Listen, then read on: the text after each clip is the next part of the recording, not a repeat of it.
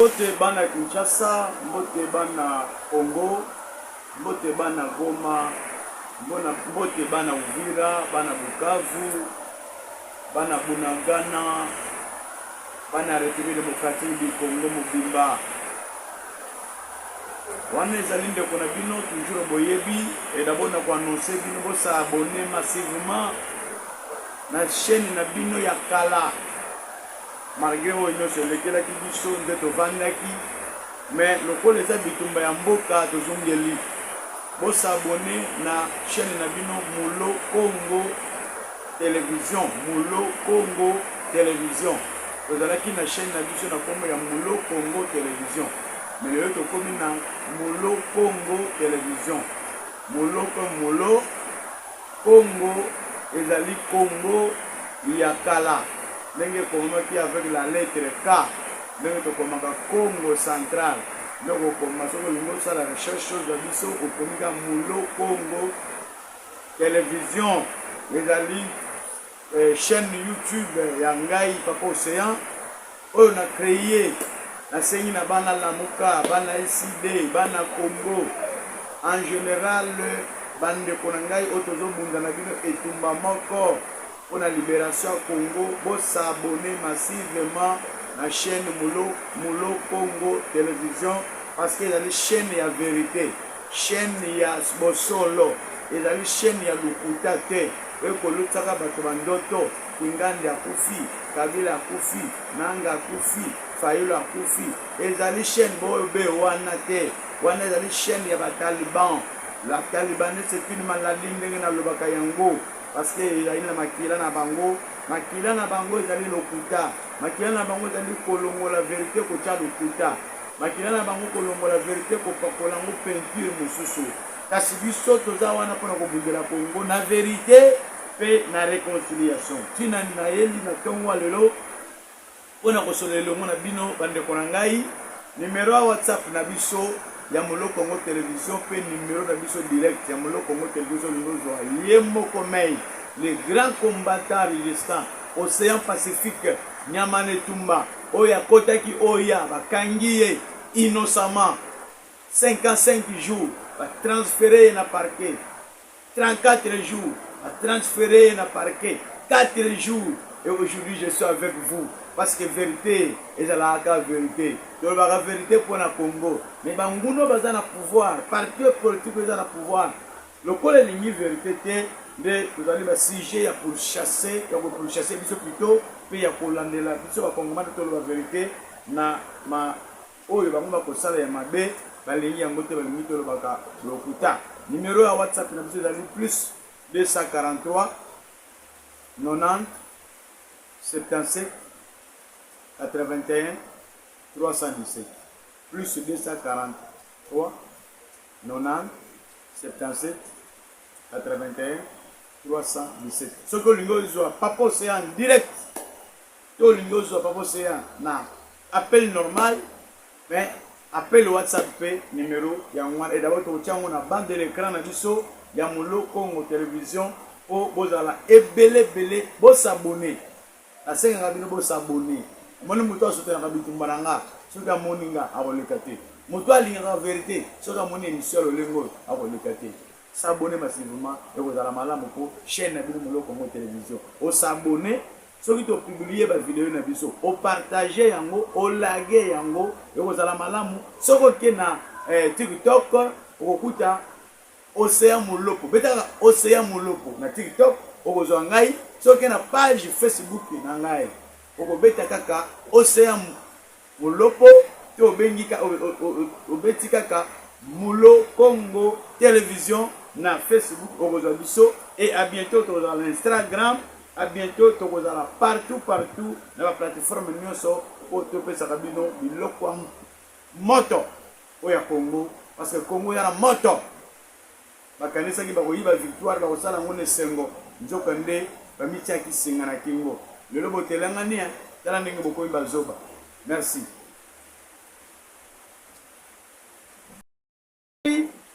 Merci parce que vous avez belé pour l'anda biso, vous avez belé pour l'anda biso. Merci na abonné na biso ya Mulo Congo Télévision. Na moni to comme na 10 abonnés. depuis to créer chaîne na biso parce que ça li quelques jours parce que oya kala wana boyi makambo elekela biso na chaîne makambo ebeba yo ko zongi la chaîne na biso mbala ya mibale na moi depuis to créer ngo ça fait une semaine na moi déjà bande ko ba kongomani ebele ba s'abonner déjà 10 abonnés dessus déjà c'est que bozala kaka n'est-ce pas na kati ya moloko ngo télévision pour te faire une vérité. Donc na yema besiko tous na 5 sujets to traiter. Sujet les bosso to révéler le dialogue national inclusif en République démocratique du Congo. Est-ce que c'est impératif? Deuxième point de la biso to révéler l'accident du cortège, accident au salami na cortège ya mutu ndombolo. So ya mutu mbolo so comment bango mo ba yango c'est compliqué là. Ça nous ramboka na bango ngaza mudamboka wana te et nous ramboka ngo pété et te roye bango te avec mutu mbwa so mutu ndombolo so nini bon ngana beke na kombo ya yemoko o azali mudako kamba biso na Congo. Il faut le dire que Félix Mutazo kamba Congo le leux za ba koko za ba mpupe za ba miao za ba mbisa mai ba yebi que Félix Mutazo kamba Congo parce que yenda azalaki nommé par Joseph Kabila Kabange en 2018 oyo akosalela imperium ya Fayulu mais ozali pe volonté ya peuple te parce que autaki pe na peuple te leto ba accident oyo salami na cortège na ye kuna nakananga parce que nakananga boyebi ke oyo Félix Sekeda sali eza troisième accident troisième événement to ko benga en général ce qui côté ya ye ko sala malamu ce côté ya ye te à côté au Kananga yende akoyeba nini oyo ekoyaka parce que na boko poza la kanzela no so kendaka so ki be événement wana ezali esengeli ko kendo kotal so ba événement wana utaka wa peza nango ba coup d'état te ezana ngo te o assassinat ezana ngo coup d'état te ezali naturel ezana nature donc il faut que luka ba chef coutumier ba yeba pourquoi yango ezo sala ma po bino ba kadiosha boko ma ko ba tentaki chef de l'état wana eza tentative d'assassinat ya coup d'état. Troisième point la mort de Joseph Kabila oyo ezali publié dans la plateforme ya Taliban parce que les talibans congolais ont publié biloko oyo ce sont des talibans au bazar na raisonnement lokola ndenge tolia kamisuna biso bato aneni boyebi bino moko. Quatrième point réponse ya nanga après communiqué à FRDC où basala qui va le dire que M23 va le dire va quitter dans la zone nyonso va aller occuper va bango va occuper va le dire ba kongo alors to yo réponse à nanga ya mibale une année après la prise de la ville de Goma. Quel bilan et quelle solution pour notre population de Goma et de Bukavu? Voilà bande konangai esika to kolobela mais ya mbona banda alingi na pesa bino élément oyo boyo kanzembo oyo boyo kapé papa oseya musalo to ko sala na terrain ya sensibilisation mikolo to ko benga bino chaque samedi boya kana place de résistance Pascal esika wa penazali mokonzi esika wa chaque semaine chaque samedi animation politique yoko salema boko yoka banzembo yoko toka yolobi Mobutu atombolaka mapeka nzamba kitisa ye awo yo tomboli mapeka solo tokotala bolanda nanu bongo tokozonga na plateau poto banda émission na biso pe développer parce que je biso eba yibaka na 2018 lelo nanga réclame quoi et pas ya Félix Kabila zo réclamer ni pendant 18 ans to sombelo banda to sombeli nyos oyaki veste molai to diminuer les first au comité nango zalaki soki soit disant pasteur to quoi que c'est yo bible zo 1 milliard organiser belle au lieu biso moko matin to pesi biso ba congolais na bato wana te eza lokola lelo république démocratique du Congo Félix awuti Belgique mpiake chômeur mais tosi bandako tosala nini tosi mbongo tosala nini tosi salaire tosala nini yaya avec Esire c'est possible Congo ekoloma moko Congo ekoloma moko Congo ekoloma moko na Congo Changer Chilombo, tika constitution. Le Congo. Changer Chilombo, tika constitution. Le Congo. Changer Chilombo, tika constitution. Changer Chilombo, tika constitution. Changer Chilombo, tika constitution. Changer Chilombo, tika constitution. Martin Fayulu, élite ya bana Congo. Na Congo, toko changer Chilombo, toko changer constitution. Na Brazzaville le 15, la Brazzaville le 25 ans, bazo que d'élection na Brazzaville. Elle va changer constitution, bazo changer ça so. Bazo changer ça. Abima te mais balobi elle biso tolo Félix le mandat moko une fois renouvelable au deuxième mandat na 2028 au Kangi Bisaka na Belgique pose à la Belgique d'abord to boys tour na Belgique va y avoir pouvoir hein et c'est ça le moment d'attaquer kufa pamba sana yango hawa biloko nyonso na Belgique parce que ça libère Belgique de tout le but pour changer Chilombo, mais pour changer la constitution. Hein? Merci camarade. Je crois que. Bandeko na ngai eza plagi te. Biso to kabibo mengo bombo na biso, nzoto na biso, vi na biso. Pona ko bundela na République démocratique du Congo. Le Congo congolais et le Rwanda au Rwandais. Nous condamnons l'agression bien sûr. L'agression nous la condamnons. Mais pour condamner l'agression, il faut que tu aies la paramètre. Est-ce que la République démocratique du Congo est agressée? Point d'interrogation. Là, c'est à vous de donner la réponse. Quant à moi, je n'ai pas une réponse à donner. Merci. Dialogue national et inclusif. Pourquoi le dialogue? Je voulais un peu dire ici, très haut. Refuser le dialogue, c'est accepter la balkanisation. Refuser le dialogue, c'est accepter le coup d'État. Refuser le dialogue, c'est accepter que Nanga et Kabila reprennent le pouvoir par les armes. Et refuser le dialogue, c'est refuser aussi la cohésion nationale. Pourquoi je dis ça? Nanga comme rebelle en 2022, 2023, si je ne me trompe pas. Nang était candidat dans ce pays comme candidat président de la République. Nang était vice-président de la CENI et Kabila était président de la République démocratique du Congo pendant 18 ans. Mais aujourd'hui, il y a la guerre. Et cette guerre que nous avons n'est pas une guerre imposée par le Rwanda. Non. Là, moi, je dis non. Parce que guerre, il fallait aller le faire. Pourquoi la guerre? Pourquoi voler la volonté du peuple? La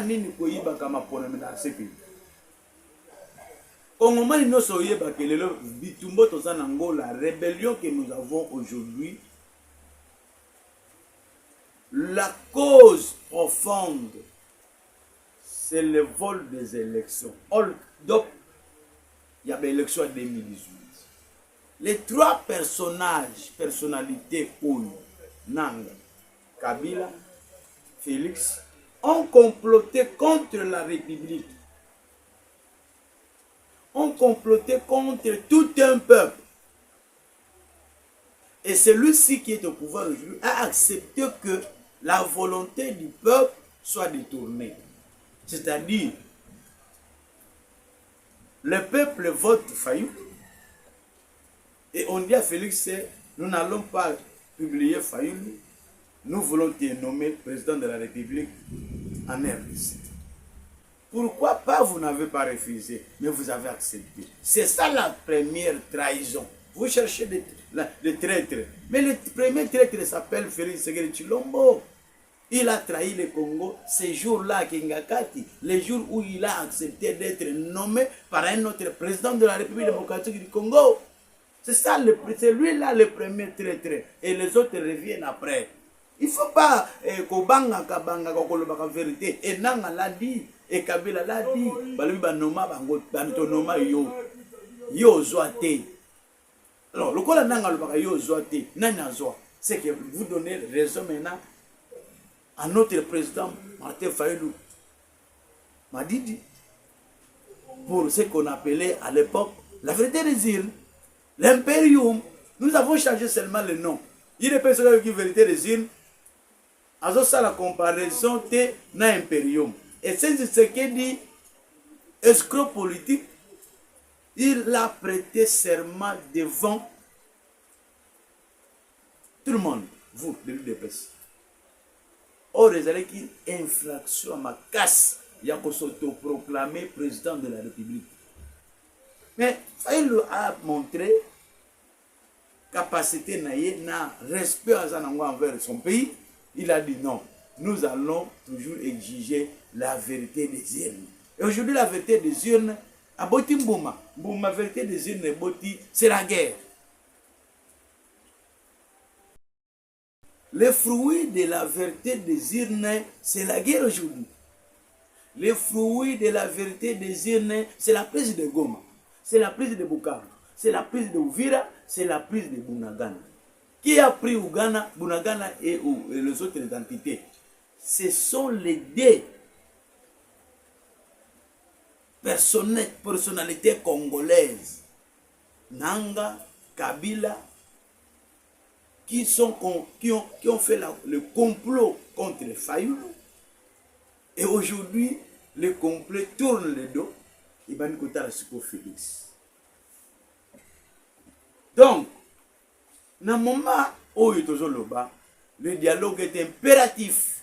Parce que notre armée, lui-même, le chef de l'État venait de le qualifier, disqualifier plutôt que j'ai hérité une armée de clochards. Après avoir Kokima Goma, Kokima Bukavu, Kokima Uvira, Ayebisi Bango, ce sont des clochards. On donne raison à qui? À Félix ou bien aux clochards? Point d'interrogation. C'est aux talibans de donner la réponse. Ce n'est pas à moi parce que nous, on n'a pas disqualifié nos forces armées des clochards. Ce sont des forces armées. Eux aussi, nous avons le président Malam. Nous avons une initiative. Pour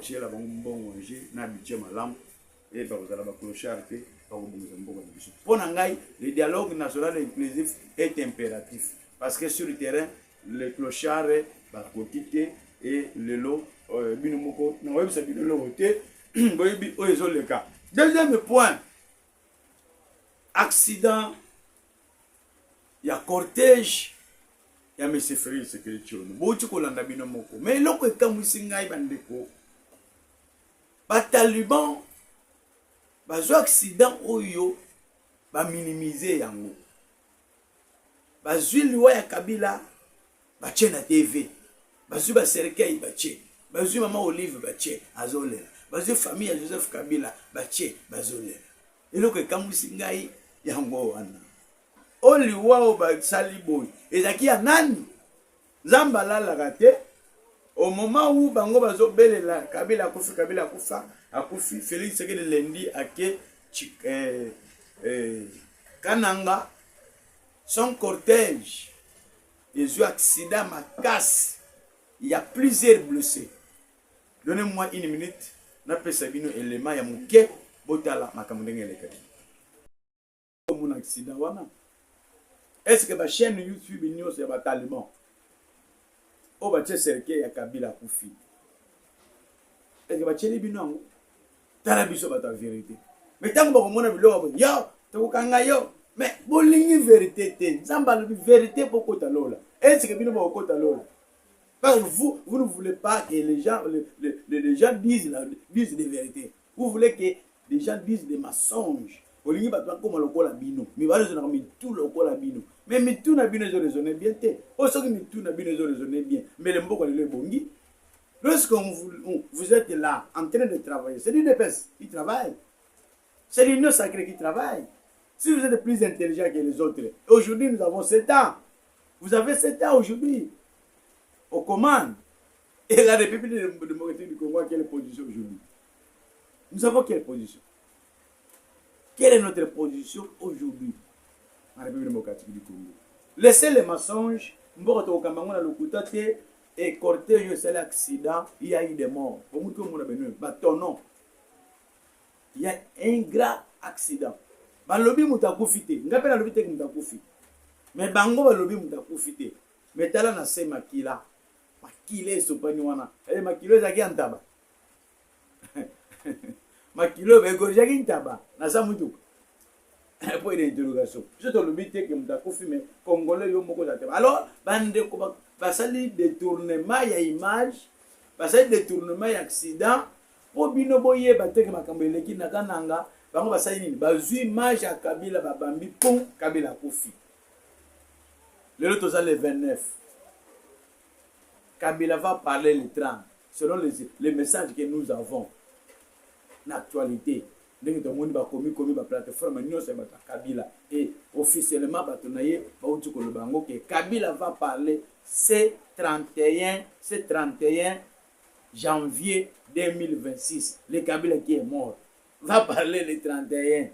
Et les talibans, vous, bino batmoche, ba vidéo ya Kabila est mort, ba bombarder Sultani Makenga est mort, Nanga est mort. Et d'abord Sultani Makenga et Nanga parce que personne qui vidéo na bango sur avant-hier, tout le monde dans les réseaux sociaux. Bazo c'est que ba talibans. Donc ba talibans, c'est que nous avons compris, c'est que nous avons appris que il paraît que babenga ba chef coutumier o balala ki na Gombe pendant 4 jours 3 jours ba lié Félix Mbongo ba promettre que ne to so que ne cimetière na Gombe prière na biso na bakisi na biso to so boma Joseph Kabila Félix bazo le Mbongo wa pamba.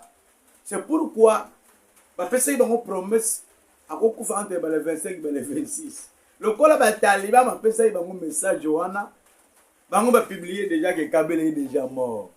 D'ici dans quel pays du monde au moment où chef coutumier ne va pas commencer président de la République na bakisi.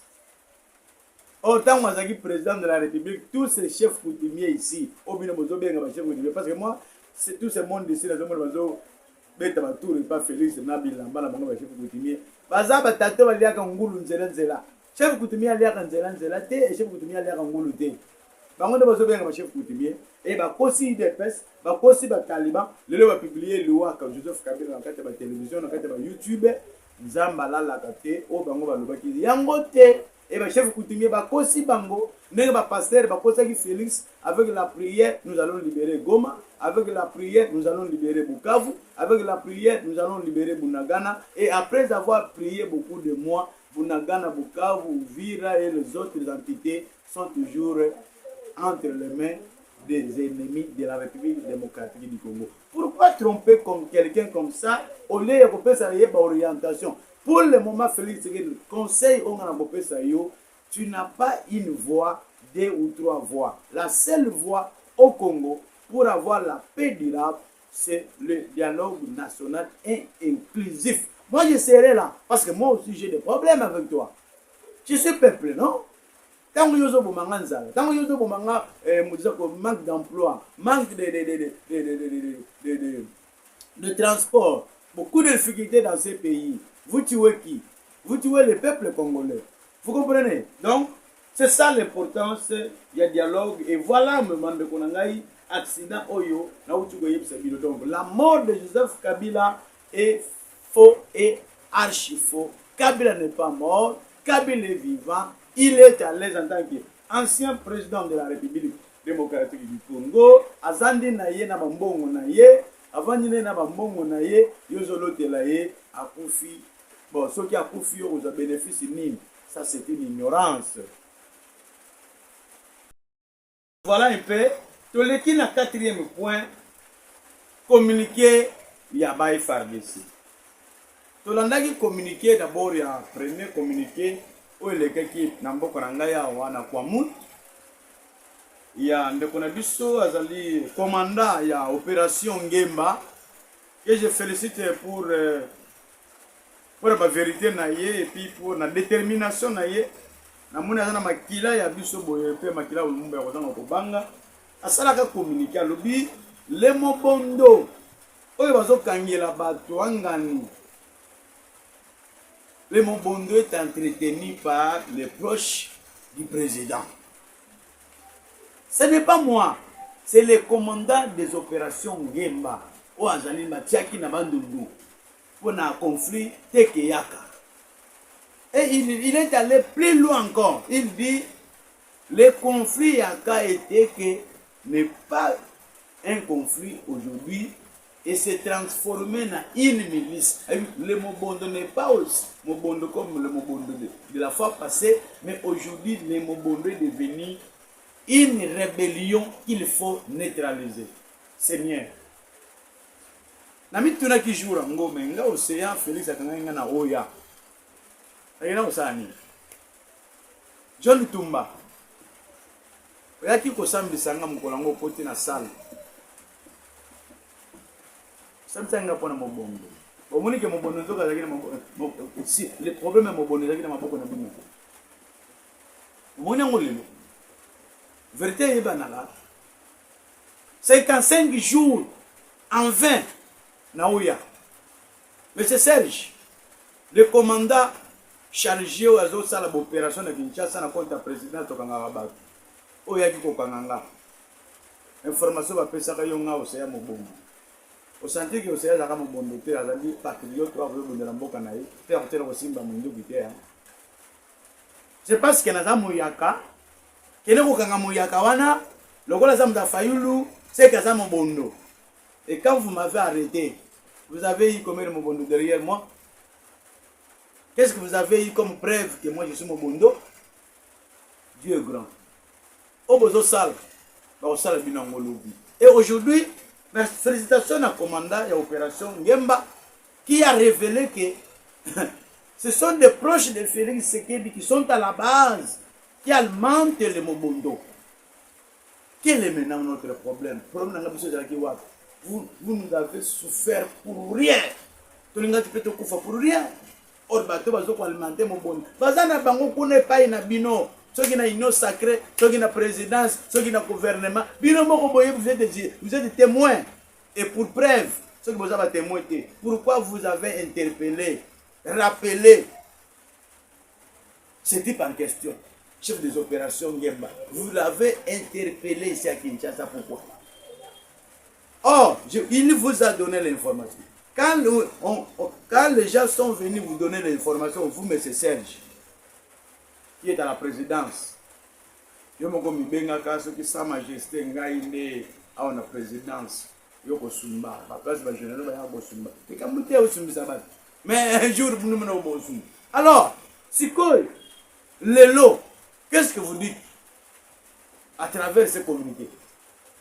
Où sont les proches de Félix Tshisekedi qui alimentent maintenant les Mobondo? Vous les avez arrêtés, mais nous voulons que ces gens-là puissent être arrêtés et présentés à la population de Grand Bandundu. Ou bien,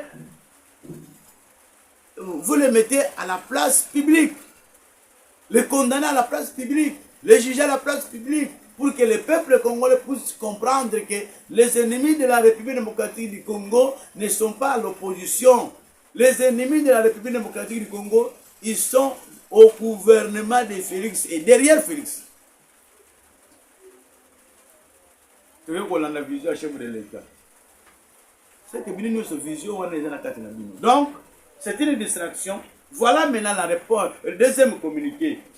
Le deuxième communiqué, ils allaient communiquer au yo. Il fallait FARDC. Pesaki, pour ce que collègue. Il paraît quoi? Par le but que M23 AFC, par le but qu'ils ont quitté dans la zone où ils sont sous occupation na Bango. Après quelques jours, il y a une réaction de Nanga. Et Nanga dit ceci. Les M23 et AFC ne quitteront jamais leur position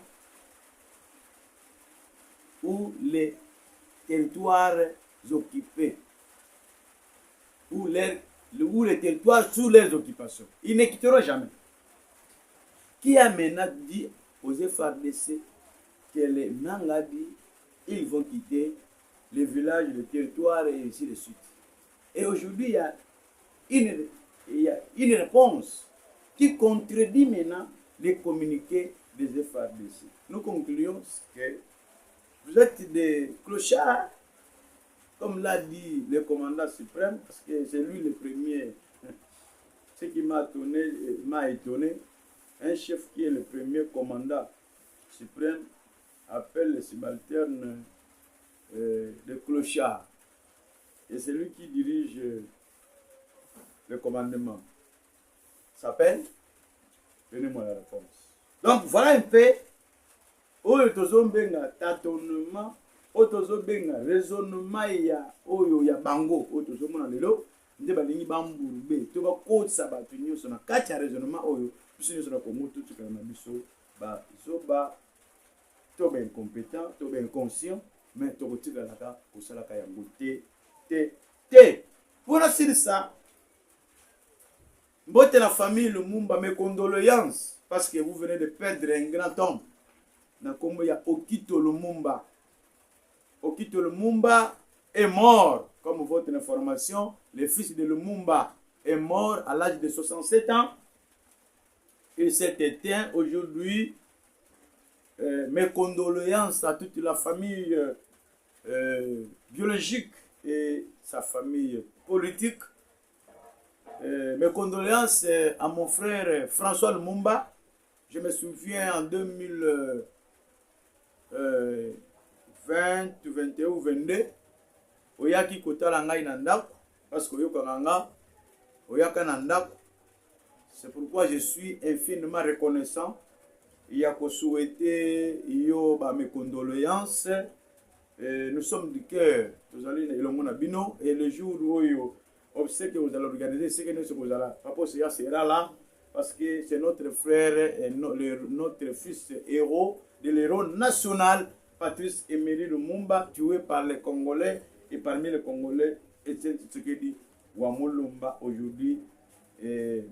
Son enfant est au pouvoir est commis un lengui. Alors, pour finir, parlons maintenant d'une année de la prise de Goma. Depuis Goma et Koyaki, avant-hier, le 28, de Tokokisaki Mboula Moko. Donc, une année depuis Goma Bazoa. Ça comptait Bunagana au Bazoa déjà depuis 2022, 2021, si je ne me trompe pas. Cela fait 4 ans.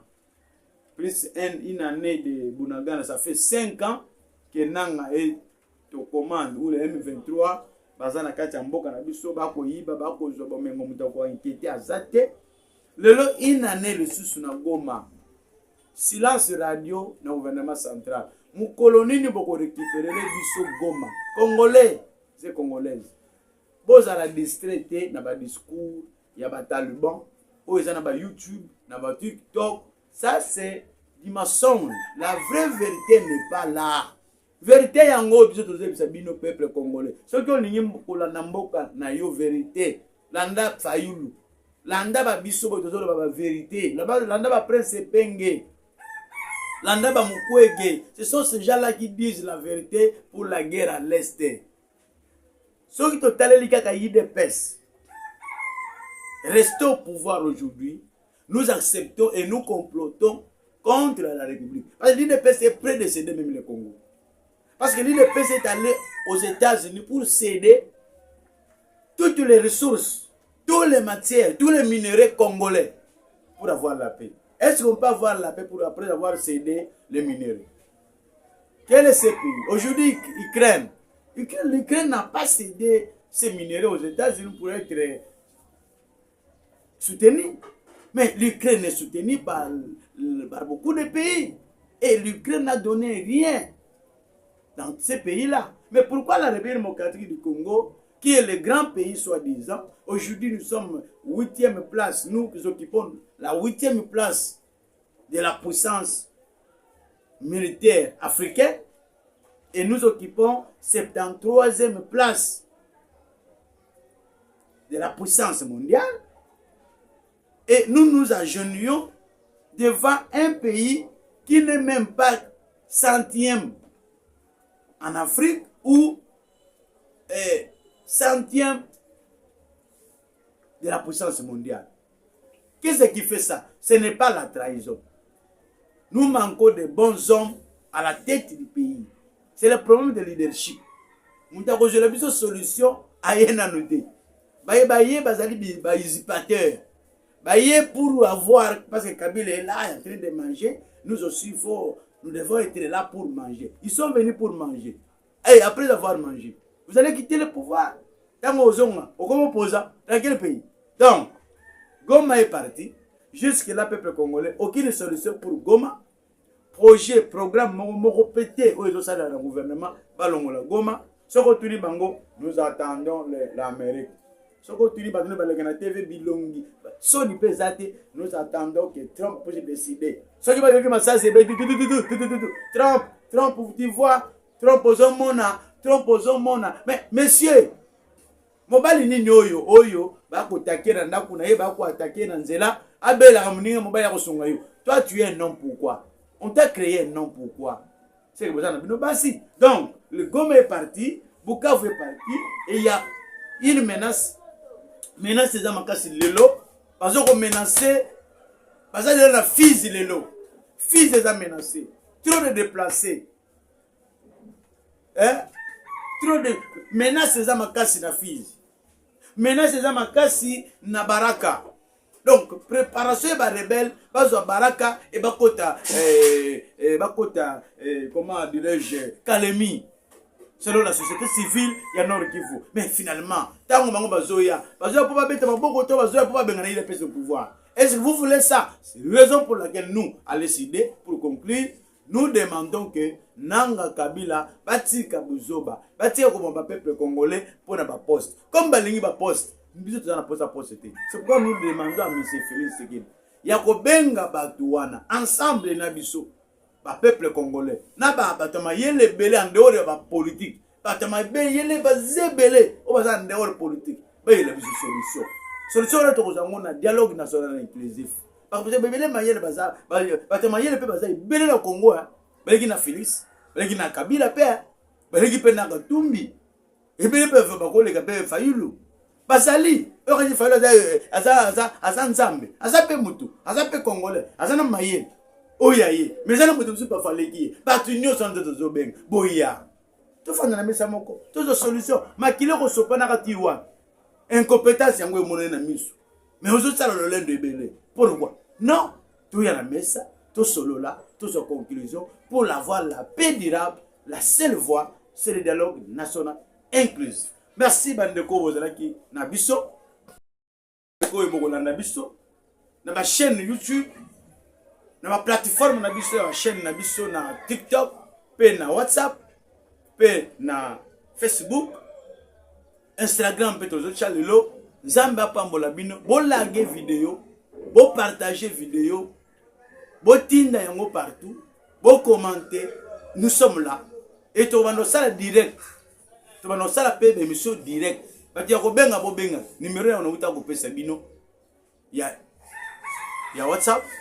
Le numéro na ngana sala direct ya mwana o za la poso benga nga ça va ko finga yo ça va ko le ba bien le bas mais je suis là non pour contre quelqu'un non nous sommes contre l'agression nous sommes contre la guerre nous sommes contre la rébellion nous sommes contre Rwanda mais est-ce que tu reftiques la contre non en entendant tu contre Rwanda contre la rébellion contre Nini à l'interne tous fans sur la même table, toutes les solutions à l'issue. Ça c'est la guerre aussi la tête.